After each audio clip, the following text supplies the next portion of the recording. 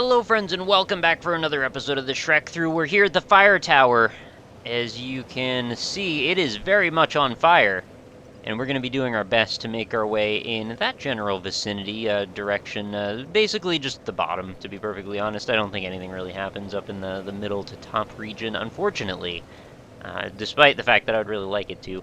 So why don't we get started by casting a few more great soul arrows at the random dudes that we can run into here. The goal of this particular zone is maybe a little bit different than several of the others. And does he actually follow me down into this bonfire? I certainly hope he doesn't. The goal here is essentially we need to kill enough of these giant knights that we have access. This could be a problem for us right here. Yeah, it's gonna be. It's really gonna be a whole big old problem. Yep. Alright. Well, that's kind of what I deserved, to be honest with you. I didn't really think that very well through. I kind of thought he wouldn't come down the stairs. But yeah, I need to defeat a bunch of these knights. It's gonna cause some levers to raise. I think there's a total of 3 of them, and if I can get all 3 of those levers, it makes fighting the boss of this area much easier. Although, I guess in some ways you could look at it the other way around, because what it's doing is each time I raise one of those platforms, it's making the area that I'm allowed to fight the boss in slightly larger.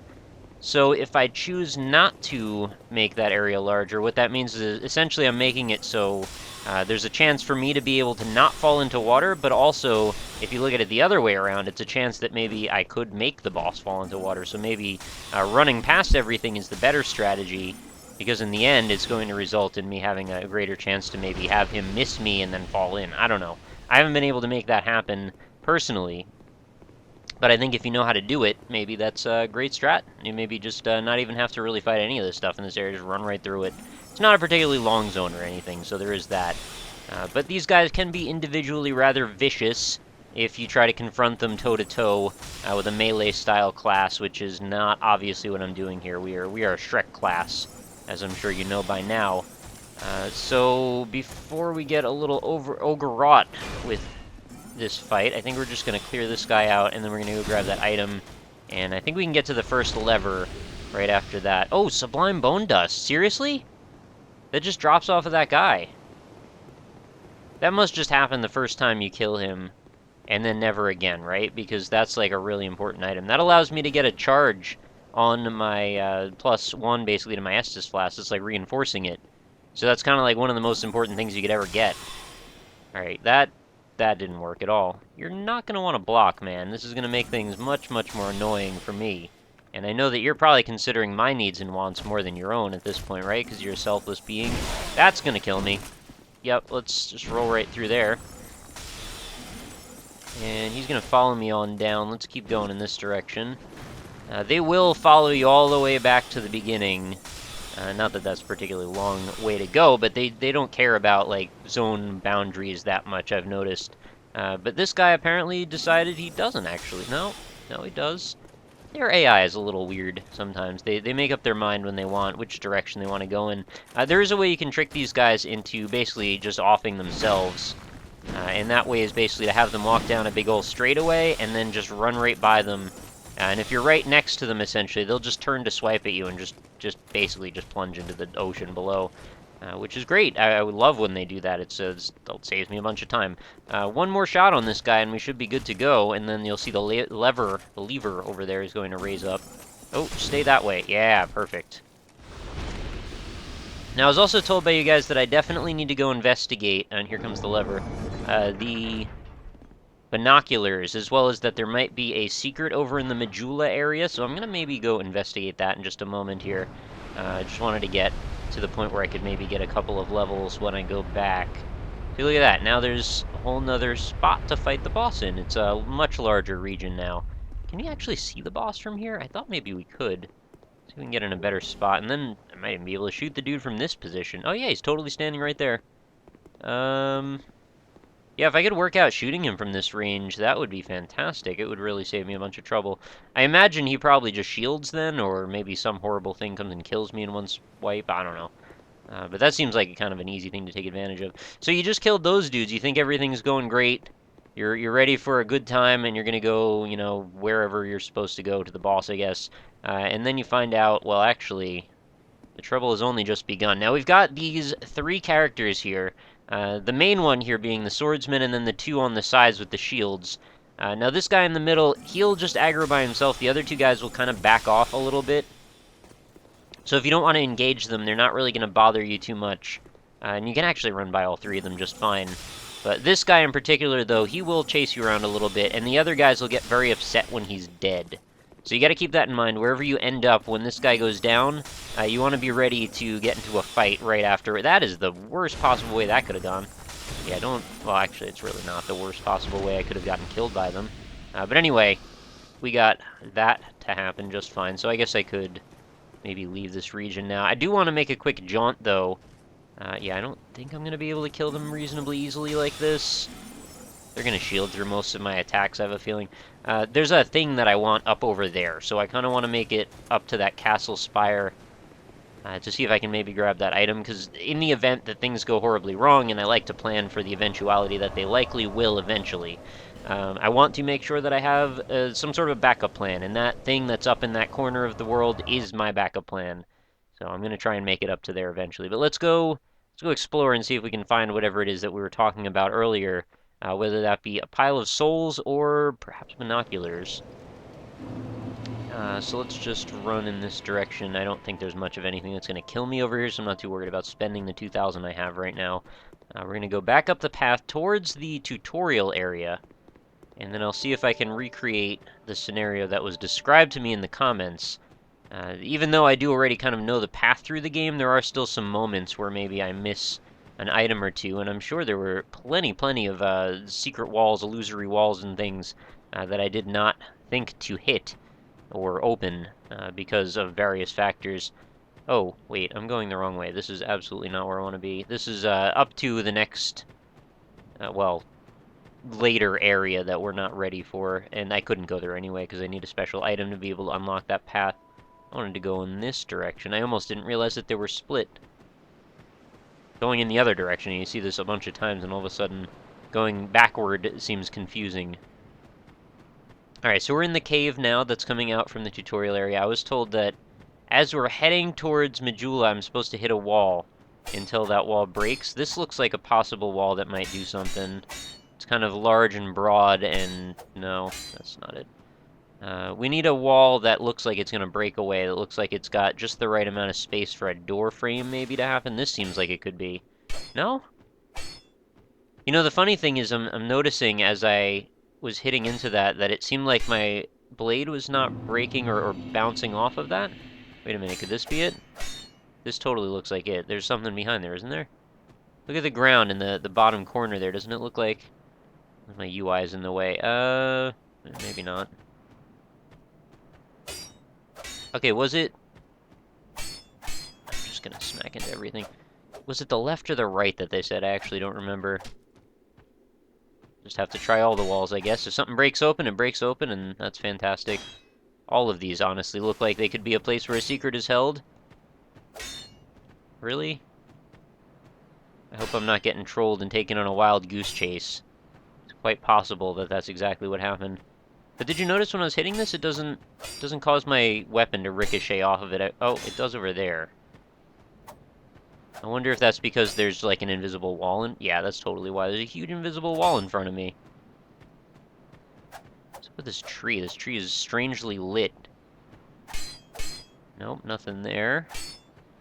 Nothing there. Should I be using A instead of hitting the wall? I'm still in the habit, I forget, because I said this last episode, that in this game you don't actually hit walls as much. You more just mash A on them and sometimes they open. At least that's what I was told. This totally looks like a thing. Right? Oh, there's even like a gap there, isn't there? How about you open? Doesn't look like it's gonna break, but I totally see a gap in the bottom. Huh. If there's something here, I'm gonna find it. And now we're almost all the way through. I haven't gone through and hit A on all the walls yet, though, so that could be a thing. Nope, that's not it. Maybe it's right before we get through to the passage. You'd be so overcome, and this actually would make a lot of sense, to put a secret in this exact spot. You get overcome by the shiny beautifulness, and then you kind of forget that maybe there's still things that you might want to pay attention to right here. This really doesn't seem like a thing, though. No, well, I don't know what to tell you. I guess I'll just make one more quick pass. Oh wait, unless it's this. That doesn't look like it. I can make one more quick pass and just hit A on all the walls going forward and back. I don't know that I need to necessarily stand right up against them. Hopefully, if there is a triggerable tag like that, maybe I should be able to just, like, walk near it and then hit the button. No? Any luck? No?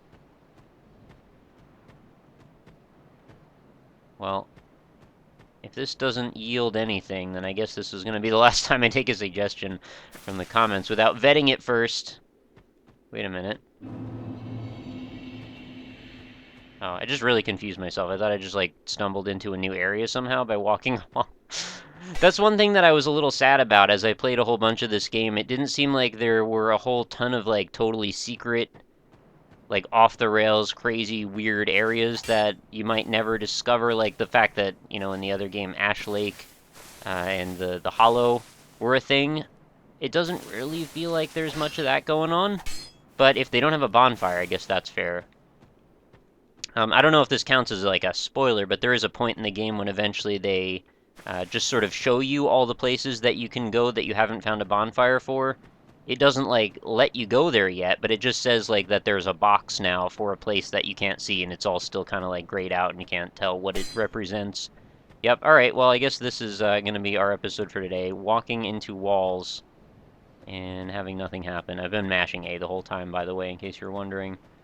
Yep, cave to Majula.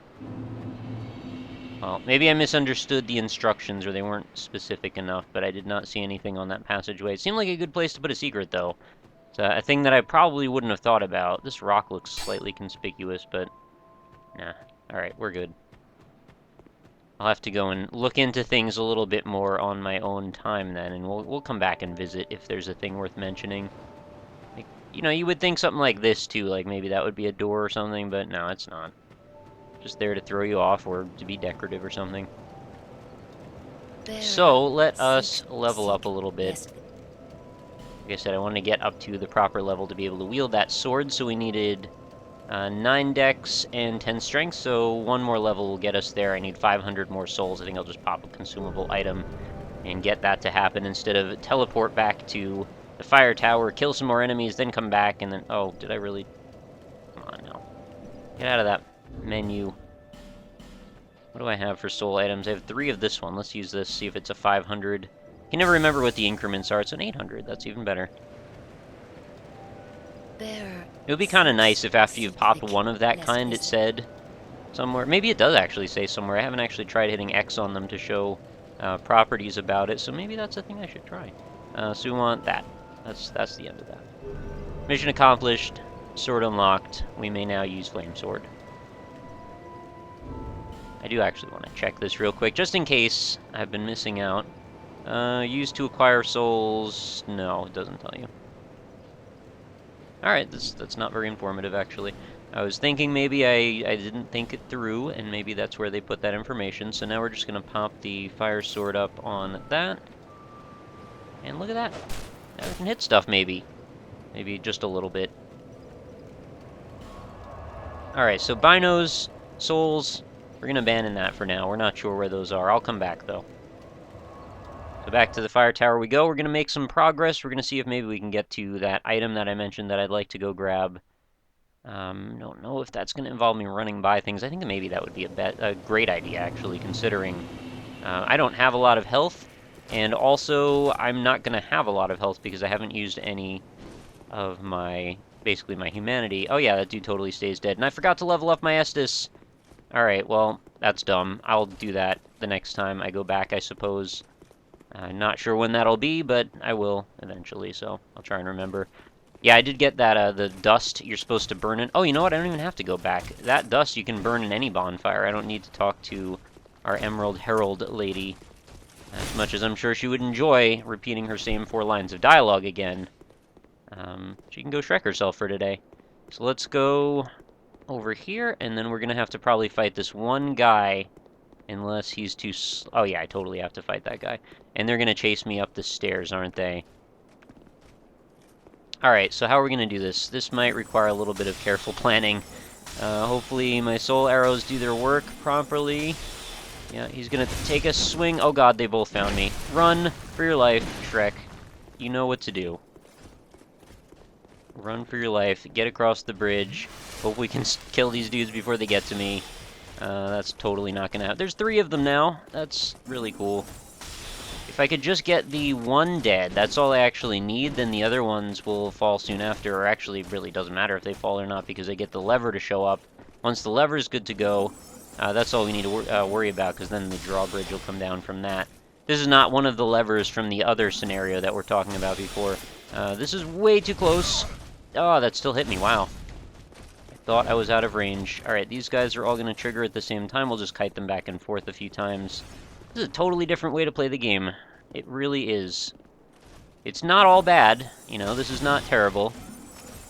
But it's... oh god, there goes a great soul arrow off into the distance then. Roll. Roll! Oh my goodness, I can't believe that actually didn't hit me. And the only one of these that I actually need to hit is the one that I haven't actually attempted to kill yet. And now that I killed the main one of those 3 swordsmen, I'm guessing the other 2 shielded guys are going to come after me too. I should probably Estus at this point. And fire. Alright. I still have 7 more great soul arrows, so I think we're good to go, as long as the other knights don't come up behind me right now. Just keep it moving. As long as I have this side, I think we're good on this front now. Get him targeted. He's not going to raise his shield, because he's a big old dummy. Yep, that's fine. You swing to your heart's content. Oh, not that one, though. One more will do the job. Alright, cool. He's done. Now let's wait for the lever to raise. And we get a big ol' epic drawbridge scene. Do it. Looks like it's gonna crush me, doesn't it? That is way closer than I would ever want to be to that. There's an amazing, tremendous rattle that it creates as well. So there's a fog wall. There's actually a boss on the other side of that. We're not going to fight him right now. I don't really see any reason to. But the item that was basically what I was after this whole time is this. It is the Ring of Binding, and what the Ring of Binding does is it basically cuts the amount that you lose health on death by about half. So the fact that my health bar, you see it's much shorter right there than full, obviously, but it can go down to 50%. What this ring does is essentially makes the maximum that you can lose your health bar down to be 75%. So you'll see I got about half of my health bar back from where it was, roughly. I don't know if it's exactly that, because I don't know that it was necessarily at 50%. I think it actually wasn't. But it is a really handy item to have, especially when you are starting out, because it means that you're not quite as likely to screw yourself in a terrible position by putting yourself in a terrible position. Wow, he let me get away with 2 shots before he even turned around. That is a silly dude. But every little bit of health counts, especially when you're starting out and your health bar is not all that long to begin with. And since I don't even have enough rings yet that I could use up all my slots, like, obviously I want to use every chance I can get to make my life a little easier.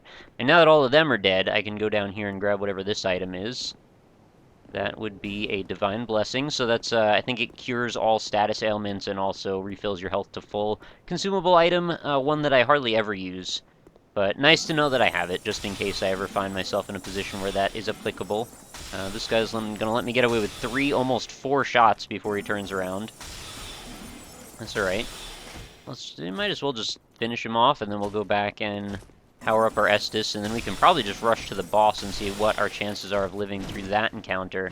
The boss that we have to fight in this case, I think, is going to be much more difficult than the giant. He is spry and not nearly as large. Not that being large necessarily implies that the boss is going to be slow, because it's actually quite the opposite most of the time in this game. I feel like the larger you are, almost the faster you are at times. But that's largely, I think, just to make things frustrating, especially with the hitboxes, too. They tend to have much larger hitboxes than you expect with regard to hitting you. So we're just going to dash by everybody. I think I should actually be able to get... oh, target... oh, come on, man. Just slightly out of range. I actually started firing that spell right before the target clicked in. And I thought I was going to be able to pull it off in the middle of me casting, but it didn't quite happen. So if we could get him down, we should actually get another level. Not sure what I want to start putting levels to, though. That's the one question I have. I guess Vitality or Endurance isn't really as a big a deal if I'm using spells, right? I just want to be able to cast spells as quickly as possible and or power up my Sorcerer's Staff or Catalyst or whatever I happen to be using. It's going to be a staff in this case since we're doing an int build. Alright, so to power up our Estus Flask, we're going to go to Burn, and then we're going to do Sublime Bone Dust, Charred Ashen Bones, cast them into the fire in Majula to... Oh, it has to be in Majula, huh? Interesting, I actually didn't know that, so I almost gave you some terrible advice then. I'm glad I read that before I just burned up that dust that maybe would be gone forever. I would sincerely hope that they would stop you and be like, hey, wait a minute, do you know what you're doing right now? You're about to waste your Sublime Bone Dust that comes in short supply in this entire game. I think up to the point I'm at, I only have 3 of these ever. At my end game character, which is weird. I'm sure I just missed some of them. It's actually an entire zone I never went to, but still. What I'm trying to say is these are scarce items. So let's burn our Sublime Bone Dust, and this will say that my Estus is upgraded or strengthened by some force. Some force has upgraded my Estus. So now you'll see next to my Estus Flask, the bottom says +1. Nice thing to have. I appreciate it very much. So I want to do a level, and then we're going to go and see if I also have enough to power up my spellcasty thingy one more time over at the Blacksmith Land. Why don't we do... Well, so there's a couple of things I can do. I could try to get another attunement slot. That would be kind of a useful thing for me. More spells is pretty much always better. Or... There's also adaptability, which also makes my agility go up, and apparently makes me cast weapons faster. I think agility represents all of those, so let's just go look at that. Yeah.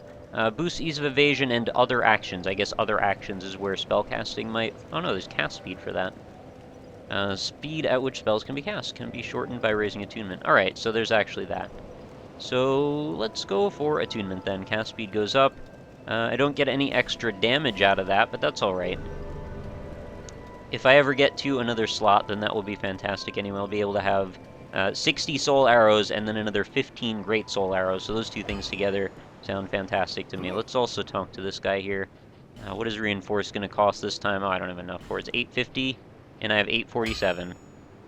Oh, and I need a large Titanite shard. So I'm actually not to the point where that's going to matter at all. Do I want to power up my sword once? You know what? Sure, why not? Oh, that's Titanite shards. I'm out of those as well. And don't Titanite shards cost 800 from him? They do, in fact, but if I buy one, then that's all I'm going to have. Let's just buy one. I'll be around if you... Then I'll have it for next time, I guess. It sounds fine.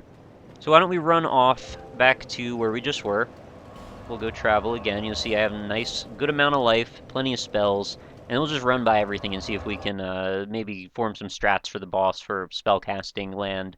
It's going to be a different strategy than I'm used to for sure, because this guy's going to jump on me, and he's going to try and basically combo me to death. If he even hits me once, that's probably going to be all it takes to finish me off.